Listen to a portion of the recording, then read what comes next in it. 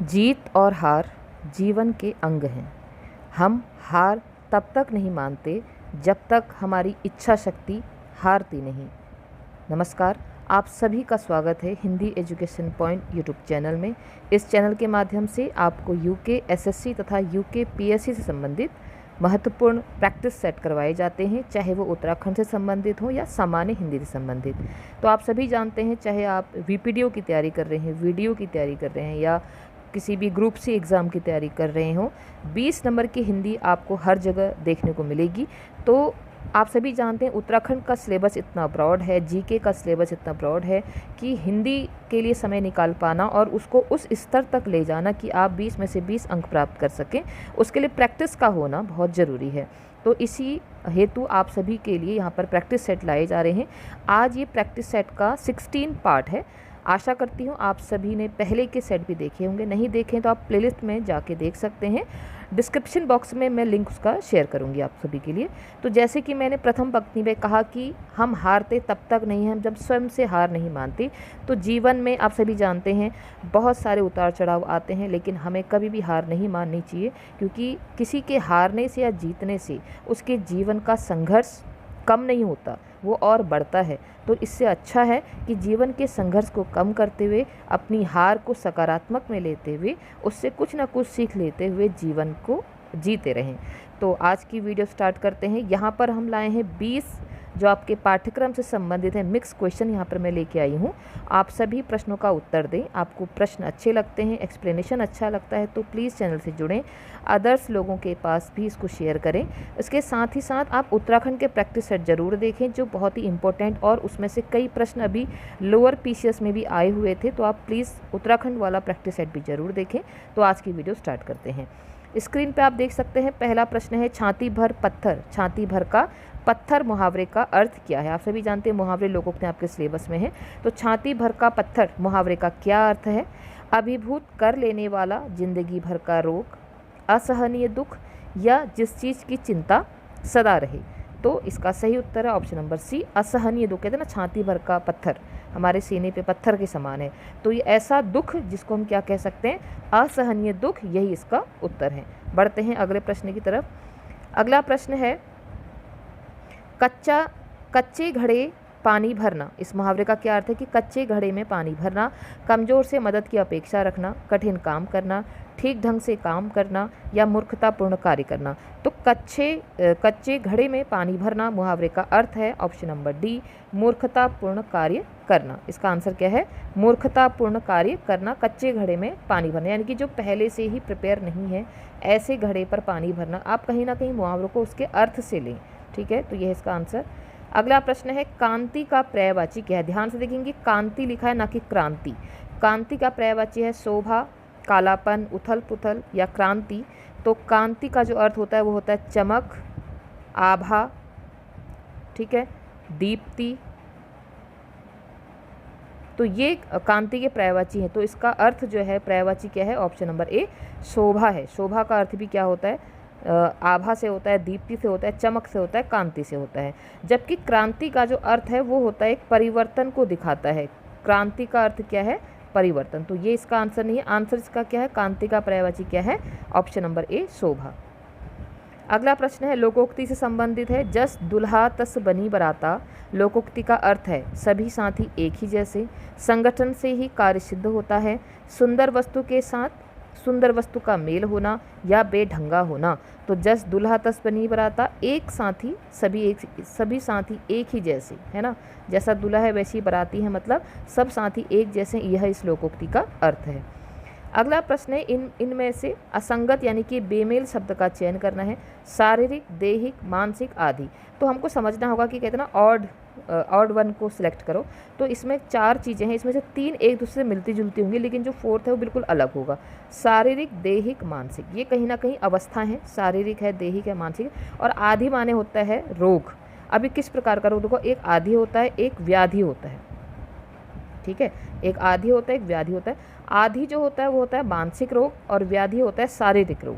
लेकिन यहाँ पर ये आधी लिखा है, तो इसका मतलब यहाँ पे सिर्फ रोग से लेंगे तो शारीरिक, दैहिक, मानसिक ये अवस्थाएं ही बता रहा है कि शारीरिक, दैहिक, मानसिक, लेकिन आधी मतलब क्या है, बीमारी है, रोग है। तो यही इन सब चारों में क्या है, असंगत है या बेमेल। तो हमारा आंसर क्या है, ऑप्शन नंबर डी, आधी।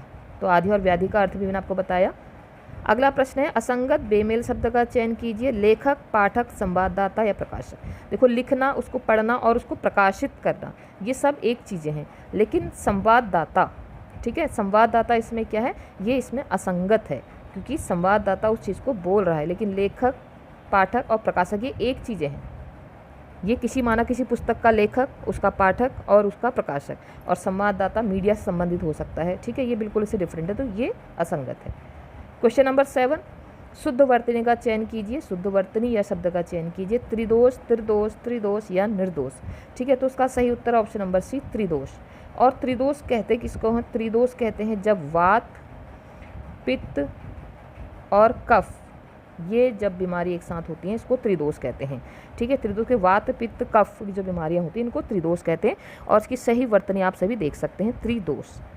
अगला प्रश्न है, शुद्ध शब्द का चयन। पुनः से प्रश्न है वर्तनी संबंधी। अन्वेषण, अनवेषण, अन्वेषण या अन्वेषण, ठीक है, तो ध्यान देंगे, इसका सही आंसर है ऑप्शन नंबर ए, अन्वेषण। अगर हम अन्वेषण का अर्थ की बात करें तो इसका अर्थ होता है खोज, डिस्कवरी, ठीक है। अन्वेषण का अर्थ क्या होता है, खोज करना। अगर अन्वेषक होगा तो खोजी, यानी कि जो खोज कर रहा है, ध्यान देंगे। अगला है, निम्न वाक्य में अशुद्ध भाग का चयन कीजिए। विद्यार्थियों ने प्राचार्य को एक गेंदे की माला पहनाई, कोई त्रुटि नहीं। आप सभी जानते हैं माला तो एक गेंदे की होती नहीं है, तो यही इसमें क्या है, अशुद्ध भाग है, तो यही हमारा आंसर है ऑप्शन नंबर बी। बी कहलाएगा, नहीं सी कहलाएगा, ठीक है, ऑप्शन नंबर सी। अगला प्रश्न है, निम्न वाक्य में से अशुद्ध भाग का चयन कीजिए। जो लोग गिरगिट जैसा रंग परिवर्तित करते हैं, ऑप्शन नंबर ए। आप चाहते हैं कि मैं उन पर, ऑप्शन नंबर बी। भरोसा करके धोखा खाऊं, ऑप्शन नंबर सी। कोई त्रुटि नहीं, ऑप्शन नंबर डी। तो गिरगिट जैसा रंग परिवर्तित नहीं होता है, गिरगिट जैसा रंग बदलते हैं, ठीक है, तो यही हमारा आंसर है, option number A is the answer. ये अशुद्ध भाग है, यहाँ पर गिरगिट जैसा रंग बदलते ही आएगा, ठीक है। अगला प्रश्न है, जिसके पास कुछ ना हो उसके लिए एक शब्द क्या होगा, अंकीचन, निरामिष, ऊर्ण या कर्जदार। तो जिसके पास कुछ नहीं उसके लिए एक शब्द होता है अंकीचन। अंकीचन का अर्थ क्या होता है, जिसके पास कुछ नहीं है, है ना। वाक्यांश के लिए एक शब्द वाला सिलेबस में से है ये, तो उसको हम क्या कहते हैं, अंकीचन कहते हैं। तो हम ध्यान देंगे, निरामिष को क्या कहते हैं, निरामिष को कहते हैं मांस रहित। क्या कहते हैं, मांस रहित, उसके लिए क्या शब्द होता है, निरामिष। और सभी जानते हैं ऊर्ण का मतलब होता है कर्ज से मुक्त होना। कहते हैं ना, हम कहते हैं जैसे माता पिता के ऋण से हम कभी ऊर्ण नहीं होते, माँ के ऋण से हम कभी ऊर्ण नहीं हो सकते। ऊर्ण माने कर्ज से मुक्त, ठीक है। ऊर्ण का अर्थ समझ गए होंगे, कर्जदार तो सभी जानते हैं, हम सभी कर्जदार हैं कहीं ना कहीं, किसी ना किसी के। तो जिसके पास कुछ ना हो उसके लिए शब्द होता है अंकीचन, ठीक है। अगला प्रश्न है, हिंदी वर्णमाला में अयोग वाह कौन से हैं, अ, आ, ई, उ, अंग, अह। तो अयोग वाह होते हैं ऑप्शन नंबर डी, अंग और अह।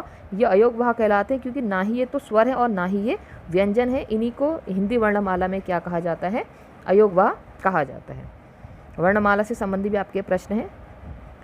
अगला प्रश्न है, किसी के पास रखी गई दूसरे की वस्तु के लिए एक शब्द क्या होगा, परवर्ती, बपौती, थाती या वर्तिका। तो उसका सही आंसर ऑप्शन नंबर सी, थाती।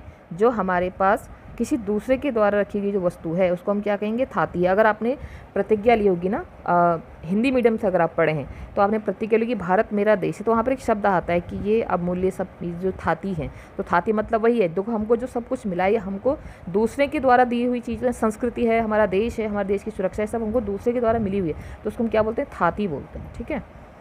अगला प्रश्न है, श, श, ह ये कौन से व्यंजन कहलाते हैं, ठीक है। संप्रकंपी, स्पर्शी, संघर्षी या स्पर्श संघर्षी। तो उसका सही आंसर ऑप्शन नंबर सी, संघर्षी। क्योंकि इसमें क्या हो रहा है, इसको इनका उच्चारण करने में आपस में संघर्ष और इनको ऊष्मा एक प्रकट होती है, इसलिए इनको क्या कहा जाता है, संघर्षी कहा जाता है। अगर मैं इन तीनों सौ के नाम की बात करूँ, ये तीनों के सौ के नाम भी आपको पता होने चाहिए। जो पहला सौ है ये है तालव्य सौ, इसको हम कहते हैं तालव्य सौ, ठीक है। फिर ये सौ है मूर्धन्य सौ, ये मूर्धन्य सौ है, और उसके बाद ये है दंत्य सौ, ठीक है। ये तीनों सौ के नाम हैं, तालव्य सौ, मूर्धन्य सौ और दंत्य सौ, ठीक है। बढ़ते हैं अगले प्रश्न की तरफ। अगला प्रश्न है, आचार का विलोम क्या होगा, आचार शब्द का विलोम शब्द क्या होगा, आचार नहीं है आचार है, ठीक है। आचार का अर्थ क्या होता है, व्यवहार से होता है। आचार का अर्थ होता है अच्छा आचरण। तो उसका विलोम क्या होगा? स्वभाव होगा, विचार होगा, अनाचार होगा, आदत होगा। तो आचार अगर अच्छा आचरण, तो अनाचार क्या होता है? बुरा आचरण। तो यह है इसका विलोम शब्द अनाचार। ठीक है, बढ़ते हैं अगले प्रश्न की तरफ। अगला प्रश्न है, ईश्वरेच्छा में कौन सी संधि है? दीर्घ संधि, गुण संधि, विसर्ग संधि या वृद्धि संधि? तो पहले ईश्वरेच्छा को हम तोड़ेंगे तो बनता है ईश्वर प्लस इच्छा। तो आप देखेंगे इसमें प्रथम शब्द का अंतिम वर्ण है अ और द्वितीय शब्द का प्रथम वर्ण है ई। तो अ ई मिलके क्या बना? ए। तो जब अ प्लस ई मिलके ए बनता है तो कौन सी संधि होती है? गुण संधि होती है। कौन सी संधि होती है? गुण संधि होती है। तो यही इसका उत्तर है। ठीक है, बढ़ते हैं अगले प्रश्न की तरफ। अगला प्रश्न है क्वेश्चन नंबर 17। अग्नि का तद्भव रूप क्या है? आग है, अगिन है, अगिया है या इनमें से कोई नहीं है? तो अग्नि का जो तद्भव रूप है वो है ऑप्शन नंबर ए, आग है। आग को ही अग्नि कहते हैं तत्समय, और तद्भव रूप इसका क्या है? आग है। क्वेश्चन नंबर 18 है, द अ क श अ, इसको मिला के क्या बनेगा? दस बनेगा, दक्ष बनेगा, दकस बनेगा, इनमें से कोई नहीं। तो क्वेश्चन नंबर 18 का सही आंसर ऑप्शन नंबर बी, दक्ष बनेगा। ये जो श है, ठीक है, ये क्या है? ये एक द्वित्व व्यंजन है। ये कैसा व्यंजन है? ये एक द्वित्व व्यंजन है, क्योंकि ये किससे मिलके बन रहा है? देखिए, क और श के मिलन से बन रहा है, इसलिए ये क्या है? क और श के मिलन से, तो द्वितीय व्यंजन है। होता है ना श, त्र, ज्ञ, ये सब क्या है? कहीं को संयुक्त व्यंजन भी कहा जाता है और द्वितीय व्यंजन भी कहा जाता है, उस बात का आप ध्यान रखेंगे। क्वेश्चन नंबर 19 है, स्मरण का विलोमार्थी शब्द क्या होगा? इसमें मैंने याद रखना, अस्मरण, अनुस्मरण, विस्मरण या इनमें से कोई। तो इसमें मैंने याद रखना, और भूलना इसका विलोम होगा। तो विस्मरण माने होता है भूलना। अनुस्मरण तो कहीं ना कहीं याद से हो गया, कि आपने सुना होगा ना, अनुस्मारक बनाया, उसकी अनुस्मारक मतलब याद से ही इसका संबंध है। तो उसका विलोम क्या है? विस्मरण। विस्मरण किसी को भूल जाना, या विस्मृत भी होता है एक शब्द। तो ये सारे शब्द इसी से बने हुए हैं। तो आज की वीडियो का अंतिम प्रश्न है, सौम्यता ही नारी का सच्चा है। श्रृंगार, श्रृंगार, श्रृंगार, श्रृंगार। तो पहले तो इसमें आपको सब एक से लग रहे होंगे, इसमें थोड़ा सा मात्राओं की त्रुटि है। ठीक है, ये आंसर सही है। अब ये आंसर कैसे सही है मैं इसको ठीक करके लिखती हूँ। पहले श्रृंगार ऐसे लिखा जाता है, ठीक है, ये श्रृंगार यहाँ पर ऑप्शन में था, तो ये सही है। ऐसा वाला श्रृंगार आप देखेंगे तो गलत है। ये कहीं ना कहीं वर्तनी और शब्द, अशुद्धि शब्द से ही संबंधित प्रश्न था। तो श्रृंगार कैसे आएगा? ऐसे, क्योंकि उसका उच्चारण हम ई से लेते हैं ना। तो ऋषि यानी कि श्रृंगार, तो ये इसको ऐसे ही लिखा जाएगा, श्रृंगार। ये कई बार प्रश्नों में पूछा जा चुका है, आगे भी जो परीक्षाएं हुई हैं, तो उस बात का आप ध्यान रखेंगे। तो आज हमने बड़े ही शॉर्ट मेथड से 20 क्वेश्चन किए।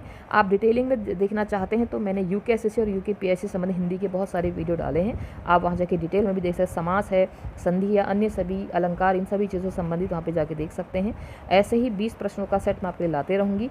तो आज के लिए इतना ही। आप सभी का दिन शुभ हो। बहुत बहुत धन्यवाद।